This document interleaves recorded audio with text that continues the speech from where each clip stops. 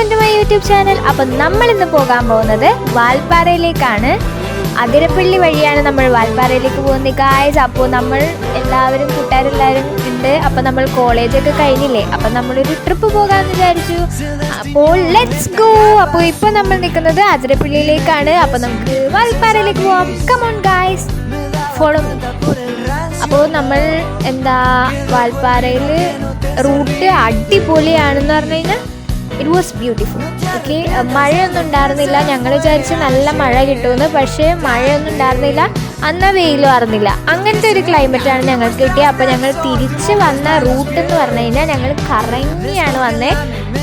അതിരപ്പള്ളി കഴിഞ്ഞ് വാൽപ്പാറയിൽ പോയി അവിടെ നിന്ന് പൊള്ളാച്ചി വഴിയാണ് തമിഴ്നാട് പൊള്ളാച്ചി. ഞങ്ങൾ എല്ലാ വഴിയും കറങ്ങിയാണ് ഗായ്സ് ഞങ്ങൾ തിരിച്ച് വീട്ടിലെത്തിയത്. അപ്പോൾ അടിപൊളി എന്ന് പറഞ്ഞാൽ ഇപ്പം ഞാനെന്താ ഷൂട്ട് ചെയ്യാൻ നോക്കുന്നതെന്ന് വെച്ച് കഴിഞ്ഞാൽ മറ്റേ കേരള തമിഴ്നാട് ആ റീലില്ല, അതാണ് ഞാൻ ഉദ്ദേശിച്ചത്. പക്ഷെ അതായില്ല. അപ്പോൾ ഇതൊക്കെയാണ് എൻ്റെ കൂട്ടുകാർ. അപ്പോൾ നമുക്ക് വാൽപ്പാറയിലെത്തിയിട്ട് അവിടുത്തെ വിശേഷങ്ങൾ ഞാൻ കാണിച്ചു തരാം. അപ്പോൾ ഇവിടെ ഒരു ഡാം കണ്ടു. ആ അടി കാണുന്ന ഡാമില്ലേ, അതെനിക്ക് ഭയങ്കര ഇഷ്ടമായി. കാരണം ഇവിടെ നിന്ന് കാണാൻ അടിപൊളിയായിരുന്നത്. ഞങ്ങൾ കുറേ നേരം അവിടെ സംസാരിച്ചൊക്കെ ഇരുന്ന് അത് കഴിഞ്ഞ് പിന്നെ ഞങ്ങളുടെ റൂട്ട് പോകാൻ തുടങ്ങി. പിന്നെ ഞങ്ങളൊരു ചായക്കടയിൽ കയറണമെന്ന് പ്ലാൻ ഇട്ടായിരുന്നു.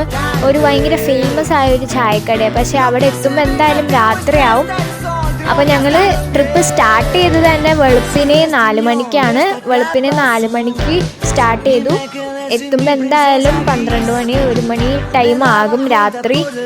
അതെന്തായാലും ഷുവറാണ്. കാരണം ഞങ്ങൾ കറങ്ങിയാണ് ഗൈസ് പോകുന്നത്. കാരണം തിരിച്ചു വന്നാലും മറ്റേ ബോർഡർ ക്ലോസ് ചെയ്തിട്ടുണ്ടാവും. അപ്പോൾ ഞങ്ങൾക്ക് വരാൻ പറ്റത്തില്ല. അല്ലെങ്കിൽ പിന്നെ എടുത്ത് ചാടി വരേണ്ടി വരും. അപ്പോൾ നമ്മൾ പൊള്ളാച്ചി വഴി തമിഴ്നാട് എത്തിയിട്ടുണ്ട്. അപ്പോൾ നമുക്കിനി വീട്ടിലേക്ക് പോകാം. അപ്പോൾ ഞാൻ പറഞ്ഞ ചായക്കട ഇതാണ്. ഈ ചായക്കട അറിയാവുന്നവർ കമൻറ്റ് ചെയ്യണം. ഇത് ഭയങ്കര ഫേമസ് ആയ ഒരു ചായക്കടയാണ്. കണ്ട അവിടെ സൈഡിൽ ഫ്ലെക്സ് ഒക്കെ വെച്ചിട്ടുണ്ട്. അതിൻ്റെ സ്പെഷ്യാലിറ്റി അകത്ത് ഞാൻ കാണിച്ചു തരാം. ബട്ട് ഇവിടുത്തെ റേറ്റ് അല്പം കൂടുതലാണെന്നാണ് എൻ്റെ ഒരു നിഗമനം. കാരണം ഞങ്ങൾ എല്ലാവരും കഴിച്ചു കഴിഞ്ഞപ്പോൾ ഒരു 400 സംതിങ്ങിൻ്റെ ബില്ല് വന്നായിരുന്നു. പിന്നെ ഞങ്ങളുടെ തീറ്റ അങ്ങനെയാണ്. പിന്നെ ഞങ്ങളൊരു മന്തിയും കൂടി കഴിച്ചു. അങ്ങനെ ഇന്നത്തെ പരിപാടി വൈൻഡപ്പ് ചെയ്യാമെന്ന് വിചാരിച്ചു. അപ്പോൾ അത്രേ ഉള്ളൂ. ടാറ്റാ. സബ്സ്ക്രൈബ് ചെയ്യാൻ മറക്കല്ലേ. ബൈ.